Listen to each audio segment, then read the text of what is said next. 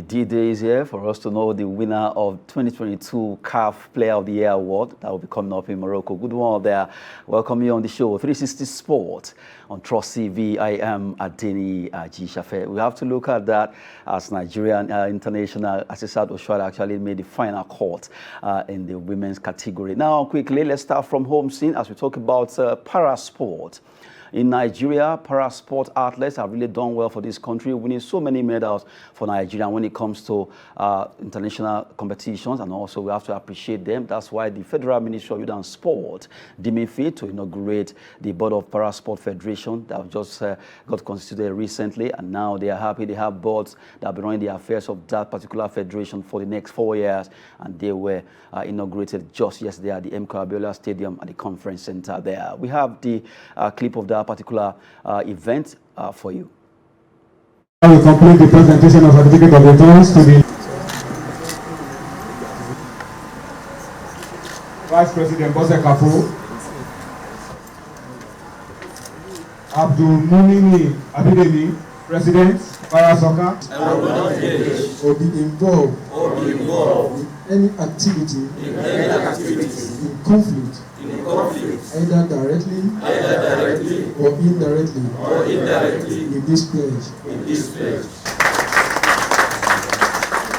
I understand that the essence of creating such a board is to make sure that para sports excels, not only for the grassroots, and is to complement the efforts of the Ministry of Youth and Sport Development Sports. And on behalf of all of us that are elected, we pledge to do our best and take development of all the various para sports down to the grassroots, and as well as coming internationally to win laurels and medals for the Ministry of Youth and Sport Development. You can see that these competitions, the championships and competitions are coming in day out. We do not want the days of lackadaisical attitude where if funds are not coming in from government, the federation is just docile. So these sets of federation presidents and vice presidents that we now have are active presidents. They have interests at heart.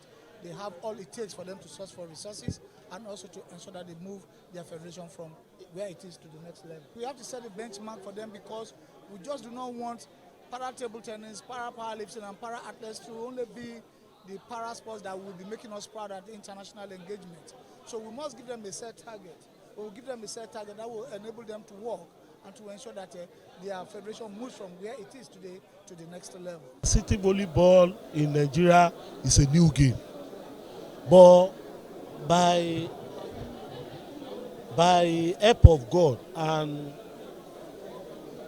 hard work, the aim and objective of the board constituted today is that we want sitting volleyball to compete with football in terms of popularity before the expiration of this board. When we sat last week in the board, when we were having elementary objection, even the guy from Northeast has promised that very soon he's going to host a competition. And the person from South said something will happen. And me, I believe. So if we can put that word into action, at no shortest time from now, sitting volleyball will be a thing that people will know what it is. A good one there, looking at what happened concerning the Para-Sport Federation that just got inaugurated. Good one there. The board members now just have to start work according to the director of the National Sports Federation, and also Para-Sport say they don't want any federation to be docile. They just wanted to go all out to make sure they don't rely on the government to at least see at the activities of Para-Sport development in Nigeria. Joining us to talk sport this morning is Ayo Adams. Good to have you, Ayo. Always, Mr.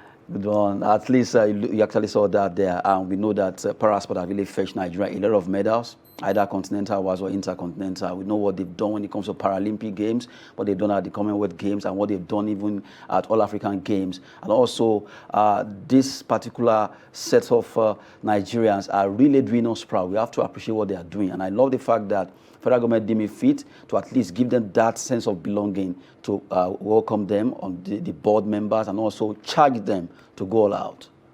Oh, well, first of all, it's kudos to the federal government for doing that. I mean, it's been in existence. They've been playing. I've actually been in the presence of them playing para soccer. It's quite amazing to see. It's something that you look at and you wonder how they do it, but they really do it perfectly well. And now gracing them with the federation of that will now oversee their affairs is the next step. You understand? Because without the federation guiding them, their word out, being basically standing in front of the government and also putting their word out, also the federations so they can compete globally. And like clearly mentioned, they've been the ones winning us the highest amount of medals so far. I mean, this has to be like the littlest commendation they can give to them. But one thing I'd also just employ the government and the new inaugurated body is let them not shy away from their duties. Let this the pledges that they've made, let it be firm. Because you've seen in a lot of situations where these federations are brought into place, and for some reason it just collapses. For some reason they are not effective enough. The only time you see them hyper and active is on days like this, when they are inaugurated and when there's a press in their front, when there's a mic in their front for them to speak. When it comes to diligently discharging their duties, they usually shy away from it, or it now becomes an issue of two carcasses fighting against each other while the athletes suffer. I've always been of the opinion that if you are not there to make sure that the athletes are in good shape, then you should not be there in the first place. So kudos to the federal government, but let's see where it takes them. I'm really glad this happened.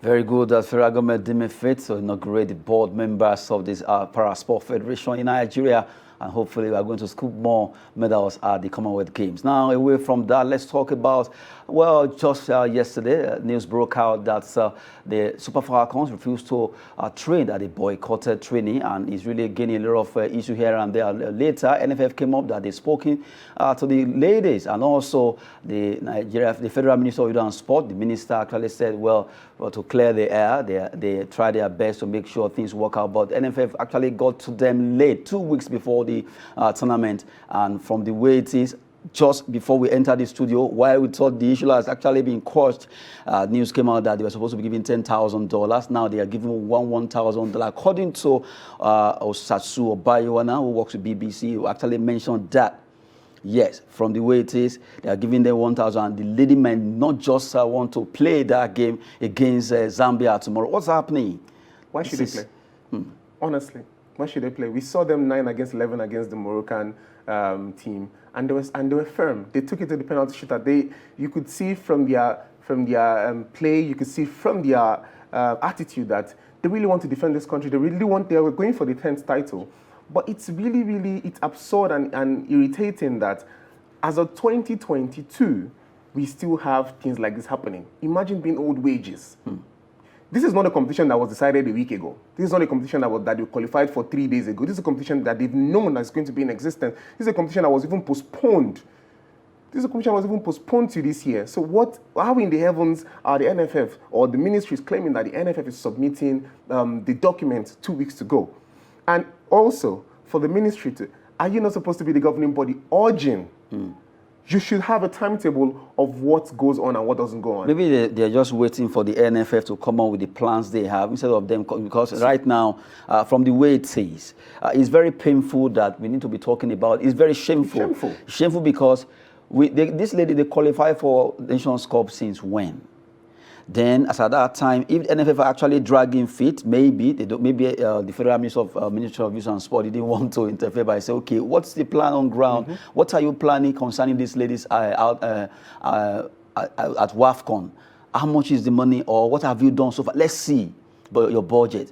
But since that wasn't coming up, and according to the Federal Ministry of Sport, okay, 2 weeks before the event, that was where they got that report from NFF concerning WAFCON, and which it takes time before money match and all that. We know the issue of bureaucracy in government about finance. But to be candid, it's something that is very painful.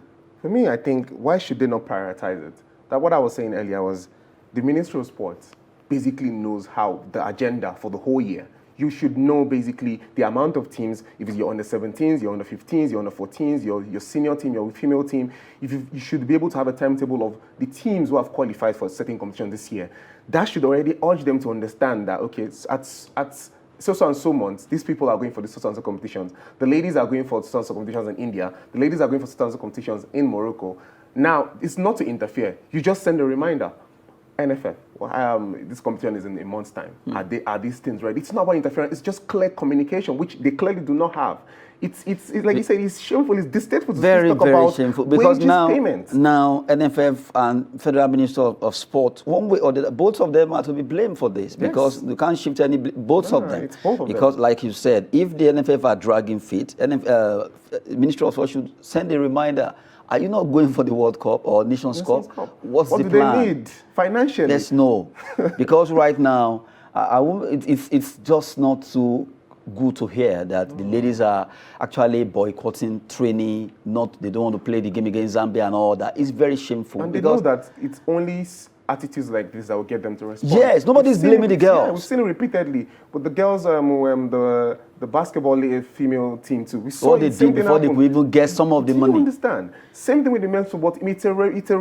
I always say that repeated offenders never seem to go away. They do it all over again. It's something that's been constant in this administration. Is it that in Nigerian sport, is it that the federation, they usually have meetings that won't pay athletes? Because the way it's happening in football now, it's happening in basketball, it's happening in so many federations, although not all, but it's a common thing that... The major federations right now are still having tussles. It's basically just because of, I always say it is personal agenda. If whoever is heading the helm of leadership sits down somewhere and thinks, this girl who are going for the WAFCON, at the very least, if you're not getting their $10,000, they should be getting their $5,000 or their $8,000. Let's find a way to make this happen. To let you know that the same Obayewana was saying, okay, if NFF president could took a private jet from Morocco to Rivers State to attend the MPFL trophy finals, then, and you know that they've not paid the girls. The reason that took you to Morocco, no, seriously, a lot of things should just be put in place. The NFF president, Amaju Pinnick, was in Morocco for the opening ceremony. What are you doing there when you know that the wages of those ladies have not been fulfilled? But my point is, they don't even care that, okay, one of these guys we actually talked to. One of them, I'm sure one of them spoke with Obayewana for him to have revealed this because they were trying to, from the way it is, they're trying to shield everything so that it will come out. That's what they usually try to do. Find a backstory, find something to cover it up, look for something to say. They immediately came out yesterday and said they're trying to. It's not about resolving. We have talked to the girls. There's no talking. There's no dialogue. Then you give them $1,000. They're defending their country. They've come from far and wide. They've played football season. They've not been led to rest. They came back immediately. They trained. They went for the WAFCON. They made it to the semi-finals. They're in the third place. And for some reason, there's some reason you're holding back the money, $1,000 out of 10,000. Out of 10. It's not even half of the money. That's even disgraceful. And to know that we have this money somewhere, it's what is irritating me because we know that these funds exist. After the competition, now the money will come out. I don't even understand how they govern their affairs, but you can see it's wide in the open that they are not fit. It's wide in the open that they are not fit. If every single time, every single major competition we discuss... And we are not talking about Super Eagles. I'm sure they are being owed too. Just that most definitely, they always get... The last time something similarly happened was when Leon Balogun came out and said it on a podcast, an national podcast, that they've not been paid. And immediately they will find a way to throw a story at it. Immediately. But they can't come out and be lying. Have they ever seen any of them come out and lie about their club? The most painful thing is the fact that most of the journalists they use, the medium they use to get all these issues to get covered up, seriously, they have their own blame. They're also complicit. Seriously, because when you're actually complicit to this kind of issue, then it means you don't have the law of Nigerian heart. For you to accept, when you know this is a lie, it's a lie that these guys, they have not been paid, and you are giving some amount of money that, okay, write or present or say something just to cover up. Why don't you just say no? Because the journalists and presenters and broadcasters, they are the gateway to free speech. And sometimes you see some of them they've been wired down simply because greed. I would call it greed. Greed and pennies that they will wire into your pocket, as opposed to saying the truth. At the expense of Nigeria. If a situation like this, I'm sure that we've been hearing rumors. So I would have hope that a major outlet will have said, before going to the WAFCON, these girls haven't been paid. But for some reason, they will have looked for a more suitable headline and cover that up. So all those time that they were taking pictures, they were hosting them in Lagos. All formalities. With the prep of, don't worry, when you get there, we'll pay you the money. Oh my God. We just hope things will get better in Nigerian sport. Really, athletes suffers a lot. You just have to appreciate the fact that they deem it free to go all out there, despite not being paid. You look at club side, you look at international competition. In any sport, we all just have to get it right. We need to take good care of our athletes. Anytime we blame them for not doing well, we need to look at the administration. What are they doing to these athletes? Do they pay them as at when due, or actually allot them what they deserve? We've been talking about Super Falcons not being paid their allowances, and now they are really going haywire because they are not happy about this. Well, they'll be playing Zambia on Friday. Would they be joyfully good enough to face them? Would they be happy to play against Zambia because of the fact that they were given $1,000 out of $10,000? That is just too painful. Now, still talking about women football, but this time around it has to do with the old African footballers. 2022 CAF Awards. It will be coming up today over there in Morocco, and they will just be picking the best players across Africa. We have to do with Oshuala makes final nominees as CAF drops Monday gift and Randy World drum. Well, good one. We still have a Nigerian there, Oshuala Sisat, who has won it 4 times, African Player of the Year for women, and now she'll be gunning for the 5th time. Well, we have for the men, Salah is there. We have Edward Mendy, and also not forgetting the main man, Sadio Mane. They will be all be gunning, looking at the fact that we'll be looking at the list. The final nominee, the list of these footballers have been at least picked by CAF for the award that will be coming up tonight. Well, for the women, let's look at it. Ajarancho Njoya from Cameroon, who plays for Internazionale Milano in Italy. Asisat Oshuala, Nigeria, and Barcelona Femenino. Grace Chanda, who plays for Zambia, and also for Kazigos over there. Those are the 3 players for women right now. Now, looking for the men too, looking at the men rather, Edward Mendy, Senegal. We have who play for Chelsea, Mohamed Salah, Liverpool, Sadio Mane, Bayern Munich. Looking at this, let's start from the men and women category now. From the way it is, today is the day Africans, they've voted, they've done everything, but it will be announced later in the day. So from the women, we have our own Asisat Oshuala there. Yeah, she's going for 5. I would really love for her to get the 5th one. It's going to be remarkable to see that feat. She's one of the most decorated African women player to ever grace football, to ever grace the African continent. I mean, it's amazing to see her there. But I mean, she hasn't been. They said they're going to be using the AFCON in contention, which she had just played 1 game for sustaining an injury. But her start from the previous season was amazing.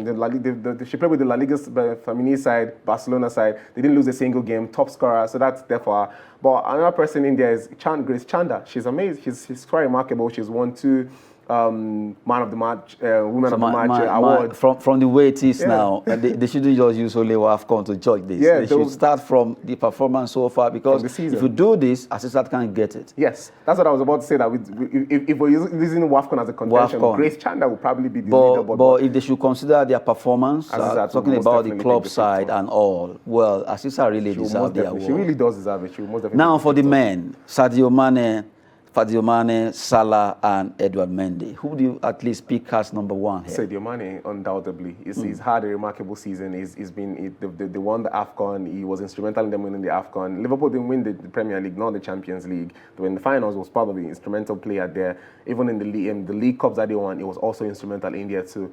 But I mean, you can't shy away from the fact that he's been one of the most instrumental players. So automatically, Sadio Mane, that's who you are going for, because yes, it's my pick for this one. Seriously. Now, still talking about the player of the year. Well, joining us from Kaduna is Naziru Jamajo. You are there. We've been talking about the CAF Awards for this year that will be coming up tonight. For the women's category, you have Asisat Oshuala. Oshuala is there alongside Ajara, the Cameroonian player, and also you have Grace Chanda of Zambia. Let's have your own view concerning the women player of the year category. Yeah, concerning the women's player of the year, well, first of all, good morning. Concerning the women's player of the year, like we have seen, as you said, Oshuala performing, and also all the 3 contenders, including her, have performed so far in the leagues that they have played, and also the Africa Women's Cup of Nations that is going down right now. I think, like you have said, as I joined, if it is going to be considered regarding the tournament that is being played right now, Azizat Oshoala will not have a chance. But I think the nominees were selected based on what they have done over the course of the year. When you look at it, Azizat Oshoala performed for Barcelona, although she has had a couple of injuries here and there. She has struggled. But whenever she is on the pitch, she try her best to make sure that everybody knows what she is capable of. So definitely, we wait to see what happens. But deep down, I really want Azizat Oshoala to clinch it for the 5th time.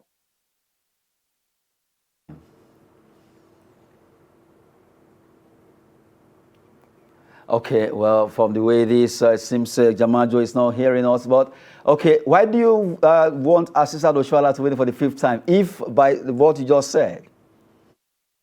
Yeah, like I said, whenever she is on the pitch, whenever she has the chance, she always show whoever it is that is watching her what she is capable of. When you look at her numbers compared to the games that she has played, she has got a very decent and a very good numbers, I can say, considering the number of games that she has played. Yes, she has struggled with injuries, but keeping that aside, when you look at the numbers that she has got decent numbers in which, if she is selected, the questions will be on why has she not played so many games? Because the fitness is also part of the game. The consistency, playing countless number of games and delivering on so many occasions will definitely count. She has delivered on her own when you look at the number of games that she has played. Good one there. Now let's talk about the men.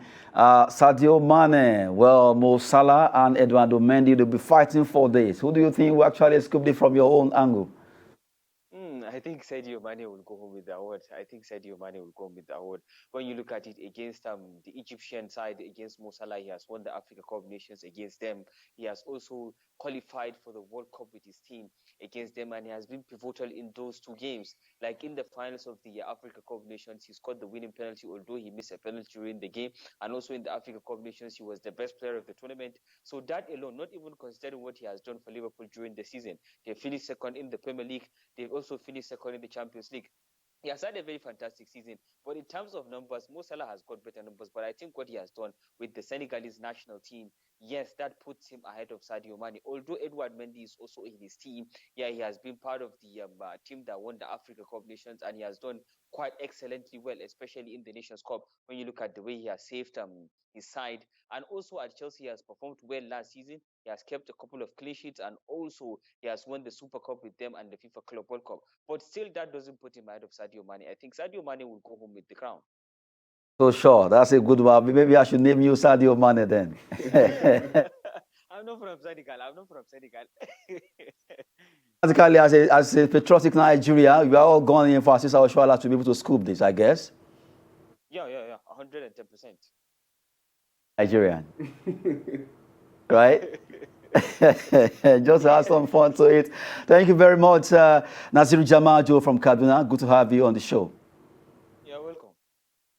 So back to the studio now, still looking at that particular list quickly. Let's roll the remaining part of the list, talking about the Interclub Player of the Year, looking at the CAF award that will be coming up tonight. Well, we've rolled the first 2. Now it's a Club Player of the Year that has to do with Adelaide Dlamini. Players that play in Africa for women, Bambanani Mbani, South Africa. 2 South African players there, Evelyn Badu, Ghana, that play for Secondia Sarkaz.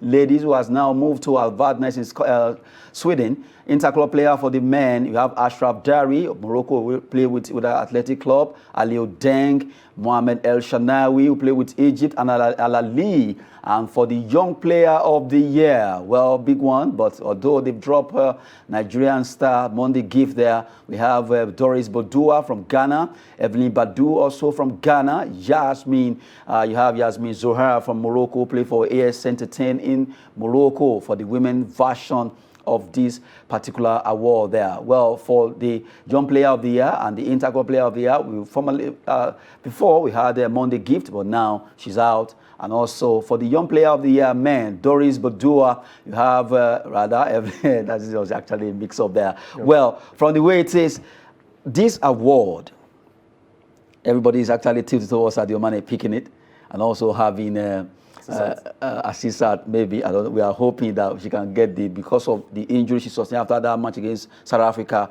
This could actually be is a bit dicey. A lot of people are afraid that can she get it. But if it's about performance, what she has done with her club in Spain or the entire year, Asisat should actually get this. Yes, most definitely she should.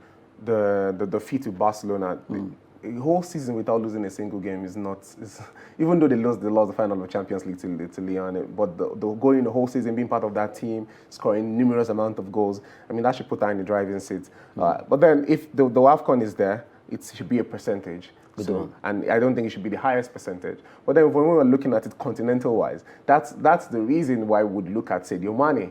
So you're looking at the balance. Sadio Mane too, like you rightly said, our guest from Kaduna rightly said, we look at the numbers with Sadio Mane and Mohamed Salah. Salah edge is past, but when you look at the accolades for it, Sadio Mane edges past Salah. So good one. Yeah. Good one there. We've been looking at CAF Award before. We go two Nigerians. They moved from one club to the other. Let's start with Joel Obi. Joel Obi, you remember him? He used to play for Super Eagles. Now he has joined Serie B club called Regina 1914 on a 2-year deal. He has played for formerly with Inter Milan, Chievo Verona, and a lot of other clubs over there in Italy. But now he has joined Serie B club called Regina 1914, wishing him all the best. And the biggest one was about Ajax Amsterdam unveiling Calvin Bassey on a 5-year deal worth £25 million. Good one for the defender who has moved from Rangers, Scotland, to join them in Ajax, Netherlands. A good one. At least we have Nigerians moving now, moving to Ajax, at least topmost club in Netherlands. And that's a good one. Who knows, maybe from Ajax now we'll see him in Real Madrid. Yeah.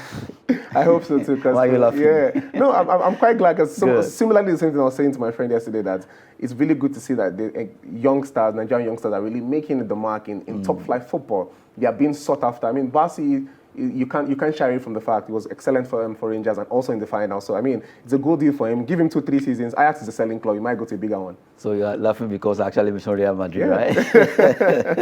Good one, a wonderful time on 360 Sport on Trust TV with Ayo Adams. Thanks for coming on the show. Always. I am Adeni Ajishafe. Thanks for watching.